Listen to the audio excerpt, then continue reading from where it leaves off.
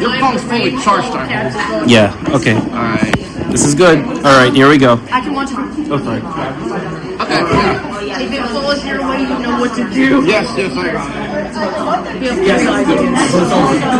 We're just making sure it doesn't. It's okay. That's fine. I thought he Alright. I hear music. What's going on? Whenever the Just Dance thing is happening in the room. Is there a microphone? No. No, projection. I left my voice amplifier at home. So anyway, alright. Can you close the door, please, by any chance? Oh, whoever's in the Close the door. Are we able to close it? Come in. Just kick the door thing. Alright. I love con safety. Where's the music coming from? I mean, there's the Just Dance. It's the game next door. Actually, the gaming room. Just Dance. You name it. The sound waves around there. Alright, so today, welcome to TineeCon. Welcome to our panel, Con Safety and Etiquette. We are so thrilled that it's actually standing room only and all the seats filled. I wish we were at the other panel room, but let's introduce ourselves. My name is Dean, and I've been cosplaying since 2015. This Halloween Eve will be my 10-year anniversary of cosplaying. However, it's not just those cons, those anime, comic cons, and nerd cons, all those things. I've gone to pharmacy, medical, healthcare, bless you, anything health and wellness related since 2011. There's not that much of a difference. Okay, you get ribbons, you get badges and all that, so that's my... Exactly. And I want you to meet my two fabulous, tremendous panelists. Hi, I'm Abby. Oh God, I do the math here. 10. I think I'm going to cons for 10. No, wait. What years? 2025? Yes. 12 years of cons. Oh my God, I can't think of it. 12 years of cons, 7 years of cosplaying, almost. Wait, yeah, 5 years of staffing. Huzzah.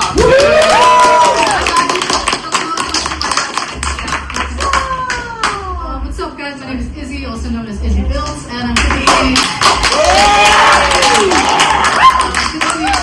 doing EVA phone panels, but that just wasn't in the cards this year. Kind of finding myself a little bit with all this stuff happening. But I've been cosplaying for over 10 years now, and it's been a wild ride, and I'm hoping to do it until I am in the ground. So. Before we start though, I want everybody to take out water. It's super hot outside. Let's all hydrate at the same time. Yeah. Just talk your call, but I'm good.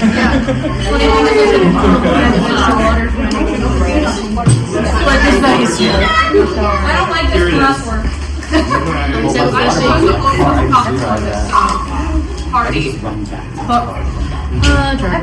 So before we go ahead, we wanted to talk about how we actually came to be here. So 2 years ago, who's heard of Anime Next? So the three of us paneled at Anime Next in 2023, and one of our mutual friends was wrongly accused of, should I say this? They were trying to get someone who was taking pictures under their fill in the blank. That's a no-no. Okay, big no-no. We're gonna repeat that too. Okay? So they got the wrong person, which is our friend. Eventually they got the right person, but the person, the damage is done. So the person, I think, has PTSD. So, with this kinds of issues, that's why we're doing this. So hopefully everyone can behave, know what to do, know how to interact with others, and so everyone can have a good time. Yeah. And then we're also just for gathering because con culture is way different now than it used to be. So it's important that we kind of go back to basics a little bit and just make sure everybody knows what's going on. So. No problem. So among us, we have more than 30 years of experience with cons. Yeah. So we've seen how much things have changed, and most of us have seen it since COVID. So there's a pre-COVID and then there is post-COVID. All right. So anyway, so here's a disclaimer, and this is for All right. Very quickly, because we don't have a ton of time. Material provided here is for educational purposes only. This does not replace any professional advice. Safety protocols can vary from one event/venue together, please refer to the guidelines and other policies before applying to attend. And here's some trigger warnings. Please keep that in mind. Yes. Alright, so outline. Here's what we're going to try to cover in like 40-something odd minutes. What to do before attending, convention safety, everything under convention safety, etiquette, bullying, and then if we have time, we will share our experiences. That's all. Alright, before attending cons, research the con, venue, policies, rules, location. Is it, hold on, this thing Is it safe enough? Is it safe enough? You know, there was Yes. a block of text blocking me. Know your limits. Set a realistic budget. Do you have special needs or accommodations? Make sure you have your emergency contact information on hand. Have important documents, tickets, attorneys, bookings. Keep family members and close friends updated. Find out who else will attend, and prepare your essentials, including but not limited to medication, snacks, water bottle, wallet with photo ID, cards, cash, phone, portable chargers, reusable bags, luggage, I can't speak, etc. All right. There you go. See, con essentials. Just like that, very straightforward. Also, don't forget, we didn't put deodorant. You actually need deodorant. Yeah. Oh my God, guess that. I was confused when I was there. Yeah, Abby's gonna get to it. Yes. that's right. All right. What does safety mean to you at cons? Not having to worry about being harmed, being healthy, safe, being able to function, peace of mind, being able to have fun and hang out, no worry, no stress, no anxiety. You know, that'll sometimes happen, but you know, try to minimize that. Being able to move around the con or the venue and setting healthy boundaries so you don't take advantage of. Yes, and I'm the map person. I just want to let you know that I actually did the public transportation for TineeCon. So if anyone went to the directions part, I did that because not everyone can drive, and also the parking lot's full. Yeah. So when you're dealing with accessibility and wayfinding, you always ask yourself, do you need accommodations? I'm autistic. All right. Every time I go and register, I always find a way to get accommodations because it's better to prevent something than have it occur and then you have to treat afterwards. All right. Make sure you know where its services are and how to reach out to concepts. Some cons may not have accommodation services. Collect a con. Okay. That's right. All right, and smaller cons, they can accommodate you with the staff. All right, when you enter or exit the rooms, or can you enter and exit the rooms or the venue, you must know them. Okay, and the maps are going to come up in a little bit. And the reason why is because in case something happens, if you see someone who's a danger to you, see someone where you don't feel safe, or if there is an emergency, right? And how can you access the floors? That's very important. Thank goodness this venue is wheelchair accessible. Just because it's wheelchair accessible doesn't necessarily mean it's 100% wheelchair accessible. It depends on the crowd. So you have to really be paying attention. And any places to sit or regroup, we have a lot of places to sit and regroup in that area. Places to eat and drink, very important. Do I want to see you pass out? No! I'm a pharmacist also, so I'm in healthcare. I don't want to see anyone pass out. All right, that's why we have water. All right. I think there's, if I'm correct, there's free water somewhere. There is. There is. I told them to do it. Make sure you have maps of the con. Don't worry, the maps are there. This is not the map I was talking about. Okay. I think this is Anime Boston. This is Anime Boston. The reason why I bring this up is because doodle your maps. Doodle it on your phone. Okay, find the bathrooms, doodle it, circle it. Water stations, dining areas, safe, quiet place, info centers, all those things. That's the actual map. Yeah, that's on the website. All right, on where it says schedule. So that's just an easier way of trying to label things. Yep, and do your homework as well. So don't just look at the con itself. Look outside. Okay, we're gonna go to a Outback Steakhouse tonight, right? So, so that's just one example. Yeah, there are a few restaurants. There always want to look for maybe services such as a Michael's, such as maybe a pharmacy. I know I'm a pharmacist myself. In case you need something, Walgreens, etc. All these things. And that's one example. There's not much, but there's always Uber or Lyft, but there is public transit here. So you get, at least there's a shopping mall there. You can actually get some tacos. There's actually food trucks outside just across the parking The only thing lot. is that it's not really walkable. You have to walk along the highway, which is not the safest thing ever. So Yeah. I just parked there. I was I like, just like walk. You know what I did? I just walk around the side. Yeah. You know the grass and the road, like side and outside of highway. That's what I did. It's like right over here where it says US Highway 22. I walked in there and a couple neighborhood houses for parking. Take it. Not safe, I'll but. call it a win. this is my turn. Yes. So we're going to talk about a lot about boundaries, both online and in person. So we're going to have to advocate for yourself and protect yourself, setting up for yourself. This is both in person and online. You don't let anybody take advantage of you, no matter who it is. Doesn't matter. And you're not obligated to anybody's interests, whether it's exchanging social media stuff, personal info, physical contact, and taking photos, and then sharing things and favors, stuff like that. This happens quite often.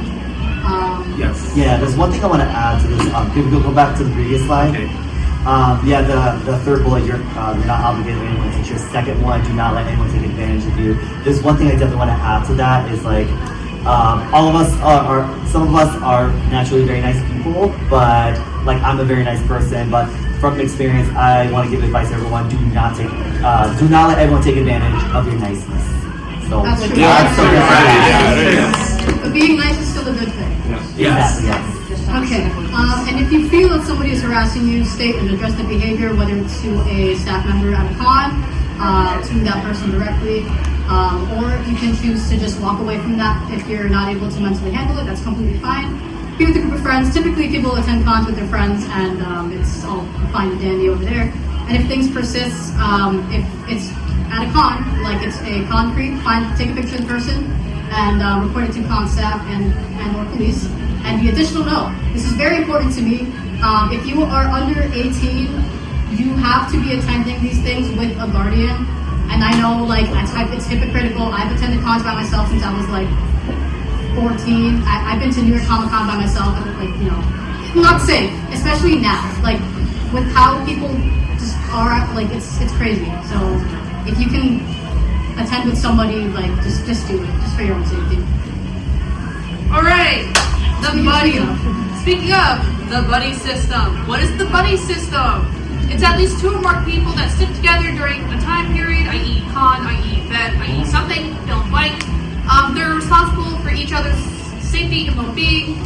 Make sure you communicate, be prepared for reception issues, i.e. Castle Point, if you know that one. Katsu. Know the needs, strengths, weaknesses, and limits of your buddy. Check on each other, such as stress or overload, and make sure you remind each other to take care of each other's needs: food, hydration, sleep, rest, medication, bathroom, stuff like that. And if you're separated, maintain contact and set up a meeting place, i.e. probably a good one would be around where registration is, would probably be what I would pick. And then if your buddy becomes a danger for one himself or others, get help ASAP, i.e. a couple slides ago that Izzy was saying. Now there's security. They're the people that have the big word, Yeah. security. Security. All caps. I do commitment to that. All caps. All right, my turn. I'm in healthcare, so it's very important to get a regular checkup. All right, God forbid something happens. Oh, okay. Passionate about checkups. Yes. If you're not feeling well, do not attend. I had a friend who got diagnosed with the flu a few days before KatsuCon and could not make it. Already bought the ticket, got everything planned. All right, first aid kit, optional. If you have bandages, I have it in my bag. I don't have a full first aid kit, I just have bandages. And never forget your medications and or medical devices. That's what happened to me last night. I don't know how, but my inhaler was in my room and it didn't end up in my bag. Thank goodness I did not get an asthma attack.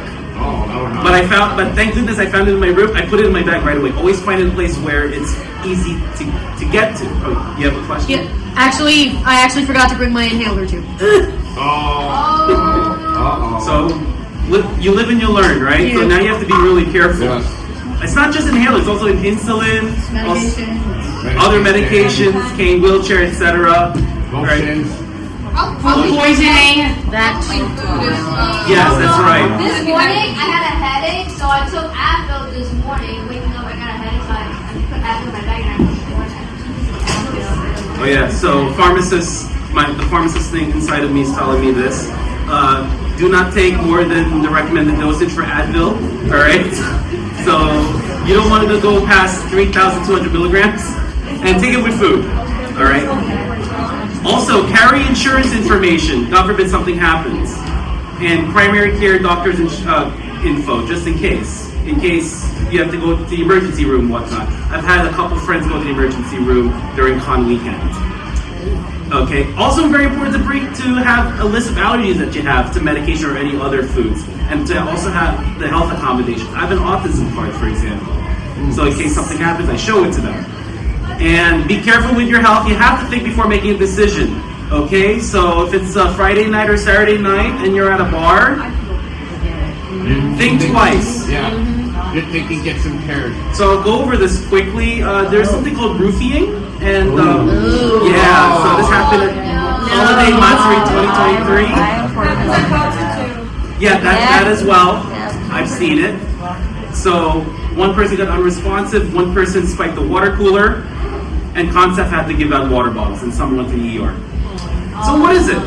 You put a little something, usually a sedative, in a drink, or it becomes a spiked drink without a person's knowledge or consent. Once one gets roofied or spiked when one passes out, and the perpetrator will take advantage. So some examples include blank. Yes, all those things. So insert whatever word there. So you'll see that there.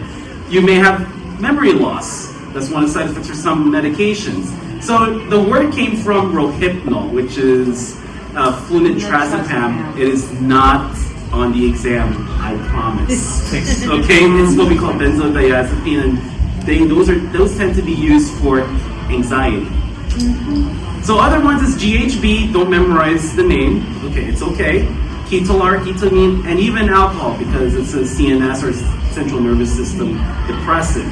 So to avoid getting roofied, please be aware of your surroundings. Make sure bartender makes you drink in front of you, and pour your own drink. When someone random asks you, here, what do you say? No. Oh, good. I'm just testing. So if you see anything funny, so if you see any, like something on the bottom, like if the ice goes all the way down, if you see particles, if it's cloudy, if there's a color change, would you drink it? No. Would you leave a drink unattended? No. Some people have. No. If you leave a drink unattended, it's no longer your drink. There you go. You throw it away. You throw it away. When in doubt, throw it out. Or just leave it and not go back. Exactly. Always be with friends, never go alone, simply because at least someone can watch your drink. BYOB. Bring your own bottle. That's right. I have one right here. Bring your own bottle, and they dropped it. Here it is. Seal it tightly and hide them, but still watch it. Here, it's in my distance. Okay. On Amazon, there's one example. There's a nightcap drink cover, which you can buy if you want. Ooh. That's new to me. For my AFAB friends. Yes, that's right. Symptoms I'm going to go very quickly. Disorientation, sleepiness, unconsciousness, feeling paralyzed, loss of energy, loss of muscle control. On the day after, you can have severe drowsiness, headaches, nausea and vomiting, confusion, light sensitivity, that's photosensitivity, tingling sensation, etc.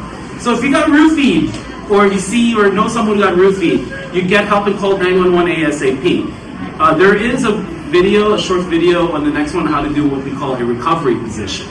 Get security ASAP and bring their attention to the person and warn them about a potential criminal. Because it's criminal to do it. Make sure security takes it seriously. Drink lots of water, flush it down the system, and stay with the victim. Make sure the victim is safe and has ample surrounding space that is less chaotic. For everyone else's safety, including the victim's safety. If there are signs of overdose, do not lay them on their backs. You're going to aspirate. Right? Lay them on their side, on their stomach, so they don't choke. Have them drink water in small sips, if they're ready, of course. And I don't know if there's audio for this. They should be placed in a recovery position. First, remove any obstacles, like their glasses. Then with the person lying on their back, kneel on the floor at their side. Place the arm nearest to you at a right angle to their body, with the hand upwards towards their head. Tuck the other hand under the side of their head so that the back of their hand is touching their cheek. Bend the knee furthest from you to a right angle. Now carefully roll the person onto their side by pulling on the bent knee. The top arm should be supporting the head and the bottom arm will stop you rolling on too far. Open their airway by gently tilting their head back and lifting their chin and check that nothing is blocking their airway. Finally, stay with the person and monitor their condition until help arrives. Alright, so this one is just what the videos, I'm not going to go over that one, that's just more descriptive. And another thing is mental health. One of the reasons why. I think we have a. Oh yeah, go ahead, that's your question. My brother gets seizures like every month, every year. He's been on medication. I couldn't hear you, sorry. Sorry, just about like with recovery position, Yes. my brother gets seizures, so I know how to like do that, but I also want to suggest if you have a pillow or a cushion that you could put under their head, like that's kind of what the hand is for, but Yeah. making sure their head and their neck are supported is really big with that, as well as getting them on their side. That is correct. I just wanted to add that. Oh no, that's very important, thank you very much. And you know, you can use it outside of cons as well. You can actually save a life, actually, before the EMS comes in. So one of the main reasons why people attend is to improve one's mental health. I go to cons because I get stressed at work.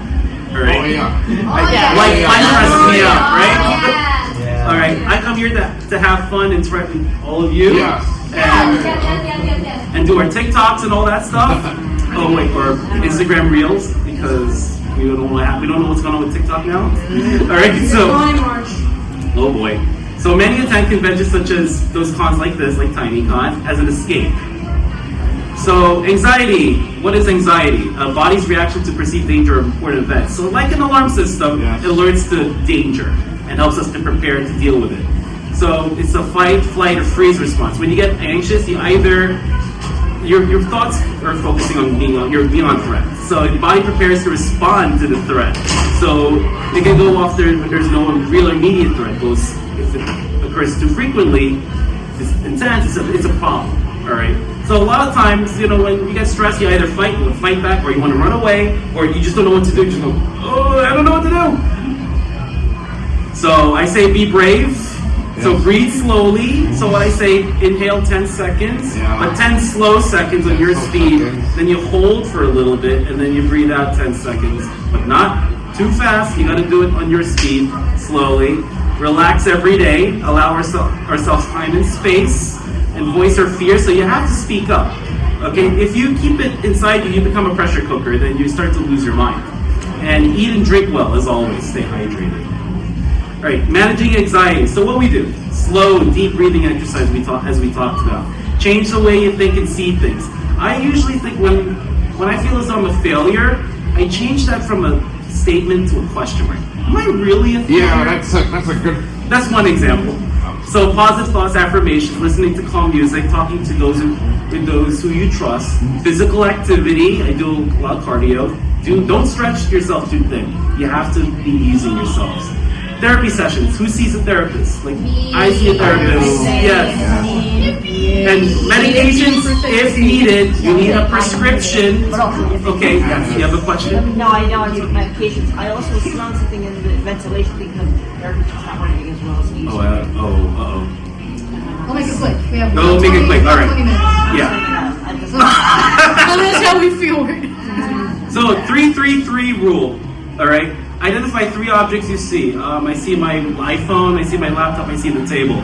Identify 3 sounds I hear. My own voice, the voice, some music there, and the crowd's over there. And then touch or move 3 things within your reach. Preferably non-person. 1, 2, 3. Yeah, we got it. We can touch it. So that's just to get that's kind of your reset, to get your mind in control. And then 5, 4, 3, 2, 1 rule. Acknowledge 5 things that you can see around you. 1, 2, 3, 4, 5. More things that you can touch around you. 1, 2, 3, 4. Acknowledge 3 things you can hear. 1, 2, 3. Acknowledge 2 things you can smell. Maybe smells For cons, let's see. Yeah. And acknowledge 1 taste you can taste around you. My spit. All right, yeah, go ahead. So there's also another thing I want to add to the 5, 4, 3, 2, 1 rule.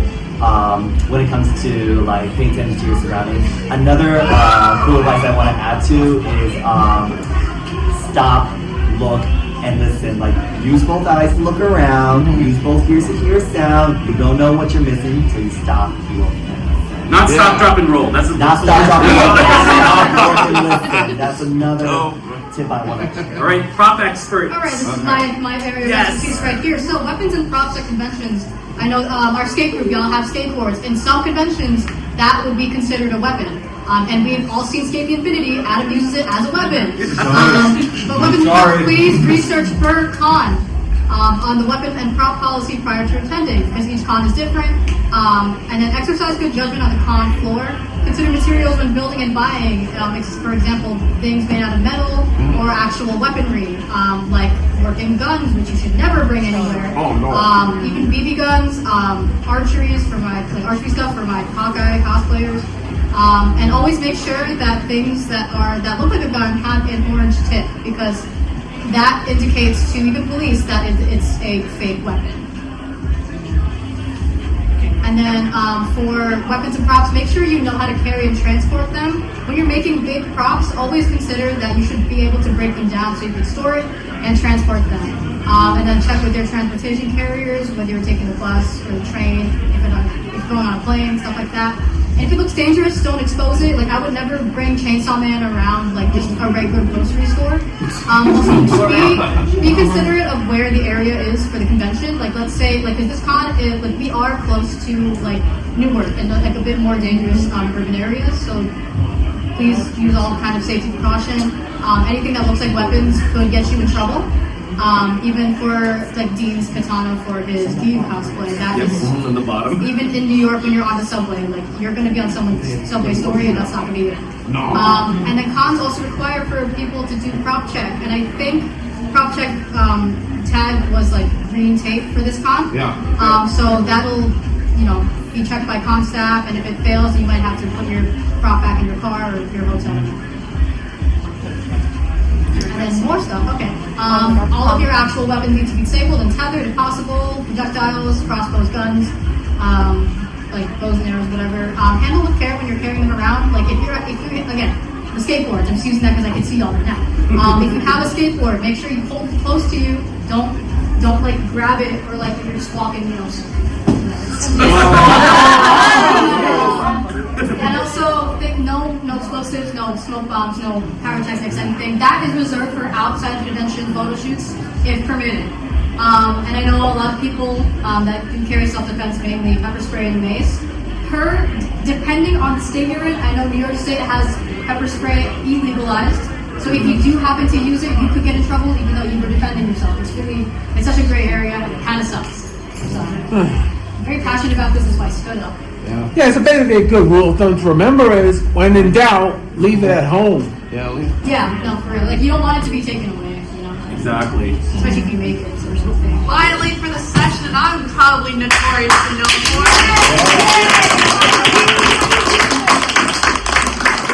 Alright, we're going to do an exercise. Raise your hands if you've ever been to a convention and you smelled someone's body odor. That's my point.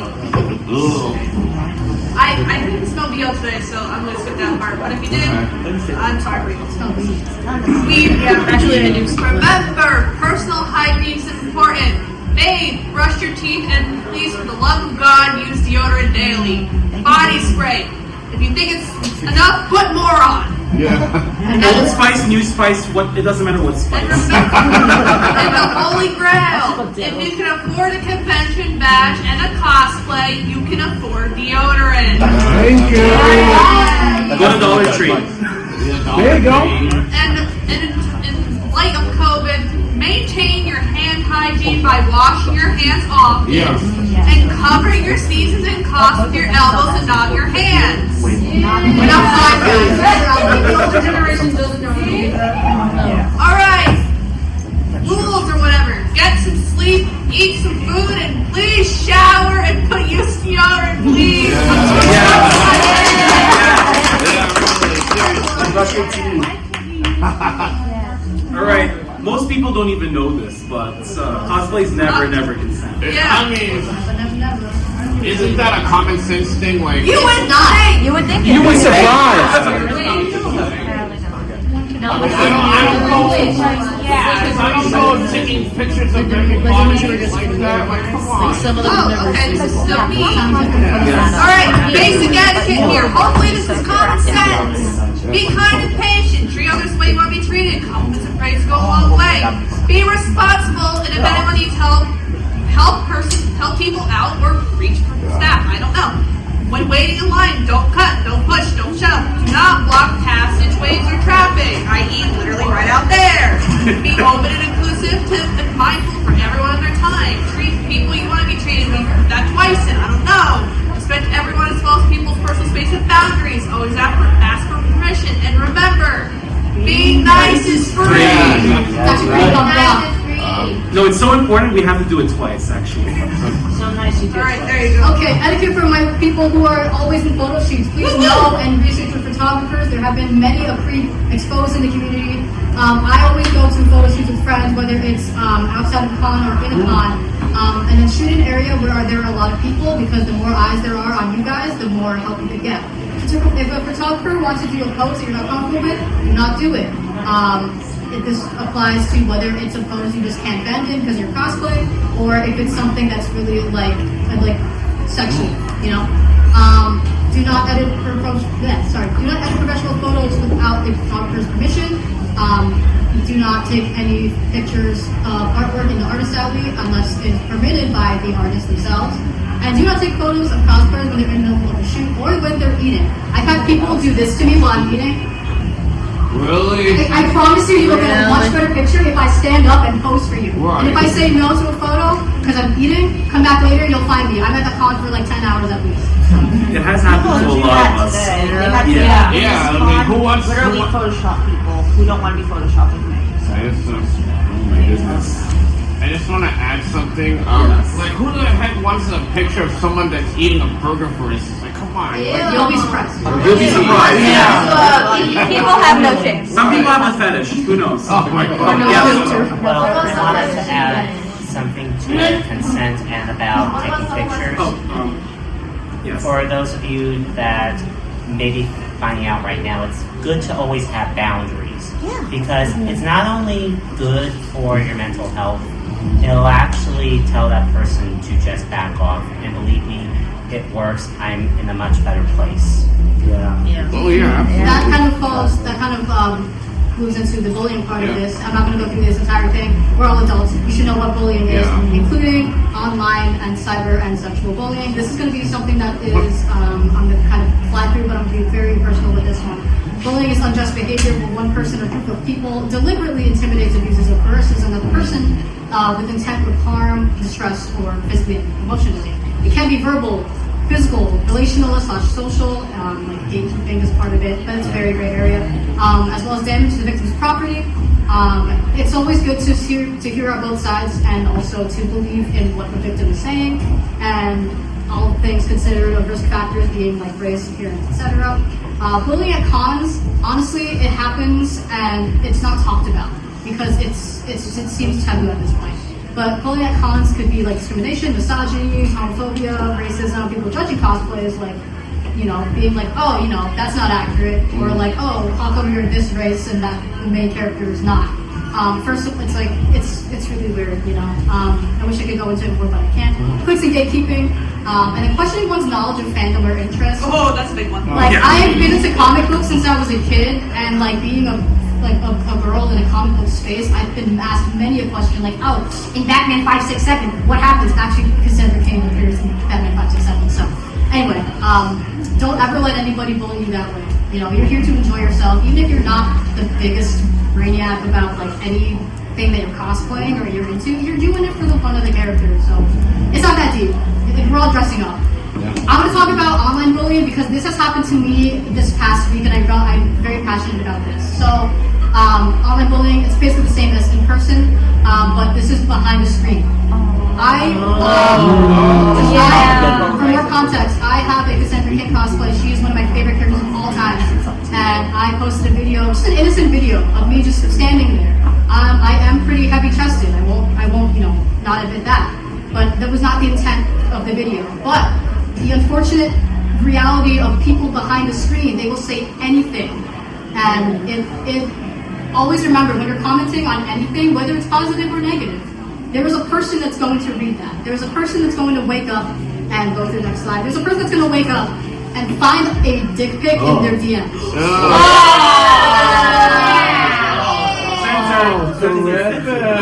Unsolicited and absolutely disgusting. It had made me feel very terrible about myself and that week. And it happens to a lot of people, even those cosplayers that have a bigger following. It happens to them all the time. Because people don't see cosplayers as people, they see them as just a character. And if I'm honestly thinking about it, half these people don't even know who Cassandra Cain is. They just see tits and that's it. So always just be mindful of what you're commenting on. And honestly, compliments on a cosplay do go a long way, because amongst these disgusting, honestly heinous and vile comments, the comments that I got actually compliments the cosplay and the character. It made my day. And I'm disgusted that this even happened to me. Don't ever let it happen to you. And this definitely shook me up. It made me feel very insecure about myself. So. Before we go further, one piece of advice: think about what you're going to post or comment. Oh yeah. All right. Because I've had that mistake before, but it's totally outside of conflict. Yeah. Dean, can you go back to the etiquette slide for 5 seconds? Yes. Oh, one more. Remember, being nice is free! It's actually very fun to Dean, can you please move to the next slide for a second? Which one? The photography one real quick. Yes. Okay. Yeah, there you go. I'll do a pose. Edit. Got it, thank you. Yep. I'm very passionate about this. Clearly, I'm getting red in the face because I'm just so angry that it happened. But I'm glad we need to talk about it. We can't make it taboo anymore. We need to just talk about it. Yeah. And this is one of the solutions to it. We can't shy away from the fact that people do get harassed every single day, and we need to stand up for them. If you are honestly just be a good person in the comment section. Fight people. Fight for your friends, and just be a good person. We're all here to have a good time. Why are you making inappropriate comments about somebody's body? If you wouldn't do that too, if you wouldn't do it in front of your mom, don't do it to anybody, okay? Be ashamed of yourself. We need to bring back shame. So, all right, so 988, you've heard on the news that it's being under attack. What? Yeah, at least the LGBTQIA plus portion of it. I say this because I'm asexual. I'm under the LGBTQIA plus community. So if you have any issues, it doesn't matter what happens or not, call 988. Okay, it's a suicide and crisis lifeline, and they can give you help. They still have the number 1-800-273-8255. If you still remember that, it still works, but 988 is much easier. And please advocate for yourselves. It's really a tough time right now. And, what we need more of it is a lot of love, a lot of compassion, a lot of support. So if we all do support and love and understand one another, it can make a big difference in who you're going to interact with. And before we get to questions, any final thoughts? Just watch what you say to people, watch how you interact with people. Keep your hands to yourself if you're at a convention. Even if you're in the hallway passing somebody, never put your hands on them, even if it's like this. Never do that. And then just be a good person. Be like Superman, the good one. It is punk rock to be a good person. Do your research. Being nice is free, and for the love of God, please shower and wear deodorant. All right. Does anyone have any questions? Just 5 minutes for. Yes. Ara, yes. Go ahead. What about some people to watch out for? Because sometimes when I chat with tribes or just stuff about people to watch out for in cons. I know you probably guys are aware that if you're in his Discord chat, how do you what do you do? If you see someone, if you know somebody that to watch out for, do you file a report, or do you just walk away, or probably avoid? I would honestly report them to con staff. Yeah. And then try to avoid them. and that's the best thing you could do, because there have been creeps that have been kicked out of cons because community is very important. The community has kicked out people before because people have spoken up about it. It's no benefit to anybody if you keep that kind of stuff to yourself. So what I would do is just avoid it, just keep a distance, and always be with a group of people. Right? If something else. If you're alone, then you're vulnerable. You're out in the open. Oh yeah. If you happen to be by yourself and you're being like creeped on, make a scene of it. Literally bark, yell at them, scream, make a big scene out of it. Yeah, don't bite them, but just make a scene. You know. And report the con ops, report the security, do whatever it takes. Yes. All right. Any other questions? Actually, it's more of a comment about the cyberbullying. See, when it comes to especially social media, just keep on top of the number of followers, because I know that sometimes when we create content or want to educate people and we see our following increase, sometimes you'll attract some shady, savory characters. So you may want to be careful with how many followers you have, because that can lead to them just bashing you online. Yeah. I've had that done to me before, and all I can say is I'd rather have 10 people following me for me than 1,000 plus following me for clout and trouble. To add to that, when I did post my Cassandra Cain videos and stuff like that, I'm still going to post her. She's one of my favorite characters of all time. I'm not letting anybody take that away from me because I work way too hard. I did get a big influx of followers. I went from like 3.7, I'm at 5K now, which is crazy. But a lot of it is people that think that I do like sexual type of content. People categorize me thinking that there was a comment that I had to delete, but this guy was like, I know what you do, I just can't prove it, implying that I have an OnlyFans because of my chest size, which is very wrong. You never ever do that. But like, I know it's crazy to just people just do that. But gaining that amount of followers in a really short amount of time, it's really hard to like gauge and to really vet who is following you. But as long as you post content that is true to your character, and if they unfollow because of it, that's on them, and you know. Well, I did want to say I didn't realize that was you posing as a Batman woman. Yeah. I'm sorry, the Batwoman. Yeah, that's fine. I mean, I'm an accountant. See, these guys were. I just want to say I actually loved it, and speaking as a Batman fan myself. Nice. Yeah, that's awesome. Thank you so much. You're welcome. I mean, like, there was a page that followed me. It was called Thickest Baddies, and I was like, hell no. I only accept that compliment from my friends, you know. And I immediately blocked and like reported them because I didn't want to be reposted on their page. All right, go ahead. All right, I know we're out of time, but I'll make it quick. I promise. So there's something I also want to add to the cyberbullying part, or as well as like boundary part, I should say. So recently there has like been an influx of like cosplayers, especially on like social media, Instagram in particular. They would like call out other cosplayers. Like normally that's something you would do like if some person has like so many followers. Well, not necessarily for so many followers, but rather they pose an immediate and legit danger, like Holy B. I'm sure everyone heard that name. So, however, though, there has been series of influx of like call out posts because they just don't like the person. They used to be friends with them. They did this to me. They did this to that. But here's the thing, though. Like that's more of a personal issue than the entire community as a whole. So like if you're like.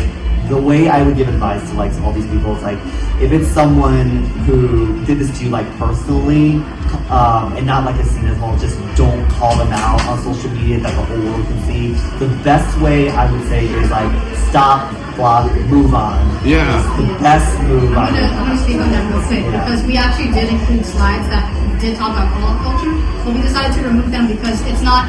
The three of us, it's not our responsibility to tell you how to dictate or how to interpret a call-out post or how to interpret somebody's trauma and real experiences. Right. So that varies between person to person. And like, let's say I didn't like somebody and I have my friends that don't like them because they were someone with me. Not everybody's going to feel that way. And it's a very, again, like you said, very personal thing. So it's a gray area and it's really dangerous. Yeah. All right, and that concludes the panel.